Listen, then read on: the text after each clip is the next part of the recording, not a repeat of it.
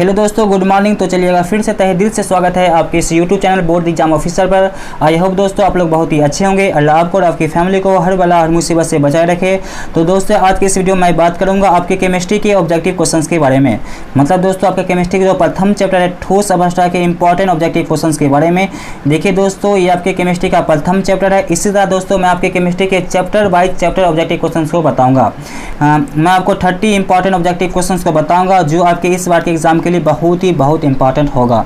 तो चलिए दोस्तों आज की इस वीडियो को आज की इस मज़ेदार वीडियो को हम लोग शुरू करते हैं। तो देखिए क्वेश्चन फर्स्ट कह रहा है कि एचसीपी संरचना में मोल प्रवाह होता है। एचसीपी संरचना में मोल प्रवाह होता है। तो दोस्तों एचसीपी संरचना में जो मोल प्रवाह होता है वह होता है 0.74 होता है। एचसीबी संरचना में मोल प्रवाह 0.74 होता है। चलिए अगला क्वेश्चन देखते हैं। देखिए क्वेश्चन 2 कह रहा है कि मूल क्रिस्टल तंत्रों की संख्या होती है। मूल क्रिस्टल तंत्रों की संख्या होती है। बहुत इंपॉर्टेंट क्वेश्चन इस बार के एग्जाम के लिए। मूल क्रिस्टल तंत्रों की संख्या जो होती है वह होती है 7 मतलब 7 होती है। चलिए अगला क्वेश्चन देखते हैं। देखिए नेक्स्ट क्वेश्चन आपसे कह रहा है कि क्वेश्चन नंबर 3 स्फटिकीय दोष के कारण ठोस का घनत्व क्या होता है। स्फटिकीय दोष के कारण ठोस का घनत्व क्या होता है। तो दोस्तों स्फटिकीय दोष के कारण ठोस का जो घनत्व होता है वह घट जाता है मतलब डिक्रीज हो जाता है। चलिए अगला क्वेश्चन नेक्स्ट क्वेश्चन देखते हैं। देखिए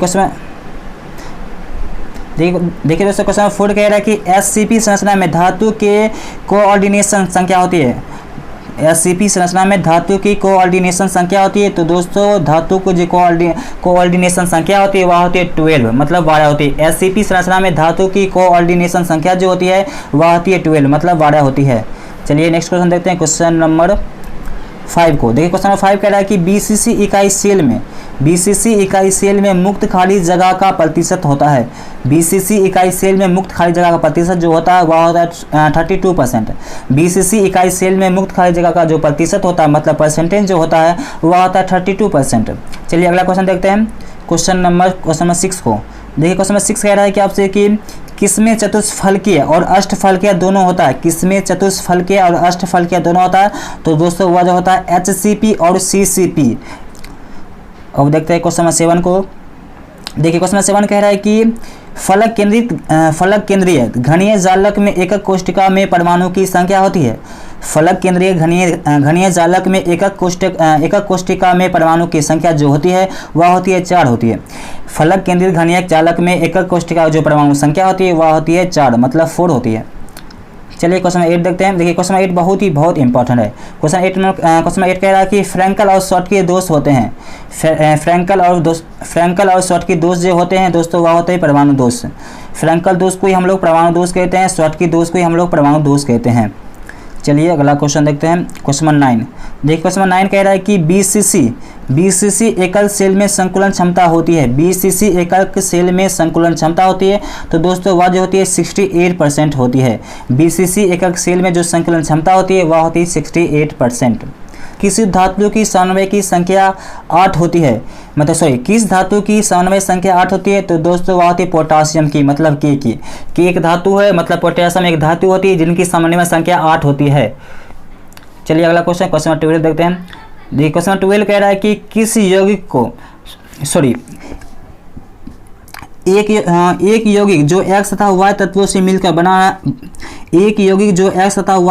मिलकर बना है यह घनीय संरचना में क्रिस्टलित होता है जिसमें X परमाणु धन के कोने पर तथा Y परमाणु फलक केंद्र पर उपस्थित है। तो इस यौगिक का सूत्र होगा। तो दोस्तों इसका जो सूत्र होगा XY3 होगा। चलिए क्वेश्चन 13 देखते हैं। देखिए क्वेश्चन 13 कह रहा है कि ठोस क्षारीय धातु हैलाइड का रंग किसके कारण होता है। ठोस धातु हैलाइड का रंग किसके कारण होता है। तो दोस्तों उसका जो रंग होता है वह F केंद्र के कारण होता है। ठोस क्षारीय धातु का जो रंग आता है मतलब हैलाइड जो रंग आता है वह आता है F केंद्र के कारण। चलिए अगला क्वेश्चन देखते हैं नेक्स्ट क्वेश्चन। देखिए क्वेश्चन 14 कह रहा है कि एक क्रिस्टल में कितने प्रकार के क्रिस्टल जालक संभव है। एक क्रिस्टल में कितने प्रकार के क्रिस्टल जालक संभव है। तो दोस्तों 14। एक क्रिस्टल में 14 प्रकार के क्रिस्टल जालक संभव होते हैं। तो इसका आंसर होगा 14। तो देखते हैं नेक्स्ट क्वेश्चन को। देखिए क्वेश्चन नेक्स्ट कह रहा है, मतलब क्वेश्चन 14 कह रहा है कि पोटासियम या NaCl मतलब कि यह NaCl में क्रिस्टल होता है तो वह जो क्रिस्टल होता है दोस्तों वह होता है फलक केंद्रित। मतलब कह ले पोटासियम या NaCl मतलब नमक में जो क्रिस्टल होता है वह होता है फलक केंद्रित। तो चलिए अगला क्वेश्चन देखते हैं। नेक्स्ट क्वेश्चन देखिए क्वेश्चन नंबर 16 कह रहा है कि बेंजीन कैसा पदार्थ है। बेंजीन कैसा पदार्थ है दोस्तों, बेंजीन जो पदार्थ होता है वह होता है प्रतिचुंबकीय। क्वेश्चन 70 देखते हैं। क्वेश्चन 70 कह रहा है कि NaCl मतलब सोडियम क्लोराइड, NaCl मतलब सोडियम क्लोराइड का जालक है तो दोस्तों अष्टफलकीय जालक है, अष्टफलकीय जालक होता है। NaCl में जो होता है मतलब सोडियम क्लोराइड में मतलब नमक में जो जालक होता है वह होता है अष्टफलकीय। देखिए क्वेश्चन 18 कह रहा है किसमें फ्रैंकल दोष पाया जाता है, किसमें फ्रैंकल दोष पाया जाता है तो दोस्तों वह जो फ्रैंकल दोष पाया जाता है वह पाया जाता है AgBr में जो पाया जाता है फ्रैंकल दोष पाया जाता है। चलिए नेक्स्ट क्वेश्चन देखते हैं। देखिए क्वेश्चन 19 कह रहा है कि FCC एक जालक में कितने परमाणु होते हैं। FCC एक जालक में कितने परमाणु होते हैं तो दोस्तों FCC एक जालक में जो परमाणु की संख्या होती है वह होती है 4। FCC एक जालक में परमाणु की संख्या 4 होती है। अब देखते हैं क्वेश्चन 20 को। देखिए क्वेश्चन 20 कह रहा है कि Na2O में सोडियम की उपसार संयोजक संख्या होती है। Na2O में सोडियम की उपसार संयोजक संख्या होती है तो दोस्तों होती है 4। Na2O में सोडियम की उपसार संयोजक संख्या जो होती है वह होती है 4 होती है। देखिए क्वेश्चन 22 सॉरी देखते हैं क्वेश्चन 21 को। देखिए क्वेश्चन 21 कह रहा है कि कांच होता है तो दोस्तों कांच जो है वह अतिशीतित द्रव होता है। कांच जो होता है वह अतिशीतित द्रव होता है। तो देखते हैं क्वेश्चन 22 को। देखिए क्वेश्चन 22 कह रहा है कि पी प्रकार के अर्धचालक को प्राप्त करने के लिए मिलाए गए अशुद्धियों की संख्या या संयोजी इलेक्ट्रॉन की संख्या होती है। पी प्रकार के अर्धचालक को प्राप्त करने के लिए मिलाए गए अशुद्धियों की संयोजी इलेक्ट्रॉन की संख्या होती है तो दोस्तों 3 होती है। जब हम पी प्रकार के अर्धचालक को प्राप्त करते हैं तो उसमें जो अशुद्धियाँ मिलाते हैं उसकी जो संयोजी इलेक्ट्रॉन की संख्या होती है वह 3 होती है। अब देखिए क्वेश्चन 23 कह रहा है कि अंतःकेंद्रित घनीय संरचना में उपसार संयोजक संख्या होती है तो दोस्तों वह होती है 8। चलिए अगला क्वेश्चन देखिए क्वेश्चन 24 कह रहा है कि ट्रांजिस्टर सीटों के निर्माण में प्रयुक्त होने वाला तत्व है तो होता है सिलिकॉन में ही मतलब जब हम ट्रांजिस्टर के सीट को तैयार करते हैं तो उसमें हम सिलिकॉन तत्व को मिलाते हैं। देखिए क्वेश्चन कह रहा है कि ट्रांजिस्टर सीट के निर्माण में तैयार करने में प्रयुक्त होने वाला तत्व है तो वह होता है SI मतलब सिलिकॉन। देखते हैं क्वेश्चन 25 को। देखिए क्वेश्चन 25 बहुत इंपॉर्टेंट क्वेश्चन कह रहा है कि हीरे किस क्रिस्टल का उदाहरण है। हीरे किस क्रिस्टल का उदाहरण है तो दोस्तों वह होता है 7 संयोजक क्रिस्टल का उदाहरण हीरा होता है। चलिए अगला क्वेश्चन नंबर 26। देखिए क्वेश्चन 26 कह रहा है कि कौन सा ऑक्साइड धातु की सतह पर विद्युत गुण प्रदर्शन करता है। कौन सा ऑक्साइड धातु की सतह पर विद्युत गुण प्रदर्शन करता है तो वह होता है दोस्तों SiO2। SiO2 एक कह सकते हैं धातु होता है जो धातु को ऑक्साइड पर विद्युत गुण को प्रदर्शित करता है। चलिए अगला क्वेश्चन देखते हैं क्वेश्चन नंबर 27 को। देखिए क्वेश्चन 27 कह रहा है कि कौन वेरवादार मतलब क्रिस्टलीय ठोस है। देखिए वेरवादार का है या अक्रिस्टलीय, कौन वेरवादार या अक्रिस्टलीय ठोस है तो SiO2 जो होता है वह वेरवादार ठोस होता है। देखिए वेरवादार को हम लोग अक्रिस्टलीय ठोस कहते हैं, इसको भी आप याद रखिएगा, वेरवादार के लिए या अक्रिस्टलीय ठोस के लिए। तो देखिए अक्रिस्टलीय ठोस का एक उदाहरण होता है SiO2। देखते हैं क्वेश्चन नंबर 28 को। देखिए नेक्स्ट क्वेश्चन आपसे कह रहा है कि घनाकार संरचना में पिंड केंद्रित परमाणु की 97 संख्या होती है।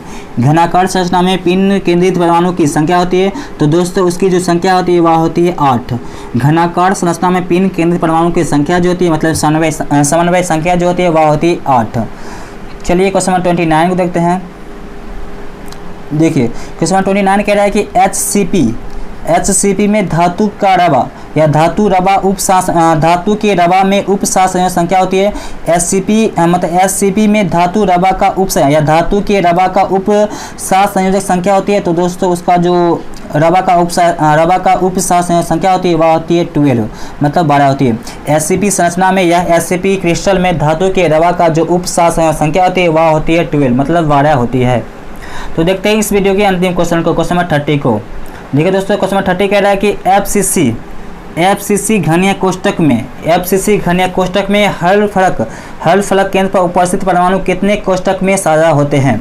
FCC घनीय कोष्ठक में हर फलक केंद्र में उपस्थित परमाणु कितने कोष्ठक में साझा होते हैं। तो दोस्तों वह जो साझा करते हैं वह 2 इकाई कोष्ठक में करते हैं, मतलब जोड़ा में करते हैं, 2 इकाई कोष्ठक में करते हैं। तो दोस्तों यह था आपके प्रथम चैप्टर, मतलब आपके केमिस्ट्री का जो प्रथम चैप्टर था ठोस अवस्था, उसका important objective question. I hope दोस्तों यह वीडियो आपको बहुत अच्छी लगी होगी। यदि दोस्तों आपको वीडियो अच्छी लगी हो तो इस वीडियो को एक लाइक जरूर कर दे। तो मिलते हैं नेक्स्ट वीडियो में, तब तक के लिए जय हिंद, जय भारत, वंदे मातरम।